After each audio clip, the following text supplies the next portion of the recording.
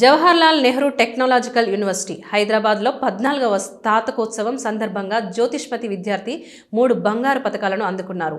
ఉత్తర తెలంగాణలో గత 27 సంవత్సరాలుగా యంత్ర విద్యను అందిస్తున్న తిమ్మాపూర్ మండల కేంద్రంలోని Jyothishmathi institute of technology and science కళాశాలలో BTech computer science and engineering విద్యార్థి కుమారి అన్నం హర్షిత జవహర్లాల్ నెహ్రూ టెక్నాలజికల్ యూనివర్సిటీ హైదరాబాద్లో నిర్వహించిన 14వ స్నాతకోత్సవం సందర్భంగా university vice chancellor T Kishan Kumar Reddy చేతుల మీదుగా 3 ప్రతిష్టాత్మక విశ్వవిద్యాలయ బంగారు పతకాలు అందుకున్నారు.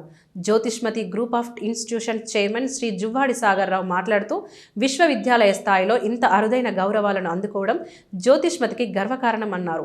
హర్షిత విజయం ఆమె అంకితభావం, కృషి మరియు జ్యోతిష్మతిలోని విద్యా శ్రేష్టత, సాంస్కృతిక వాతావరణ ఫలితమే అని అన్నారు.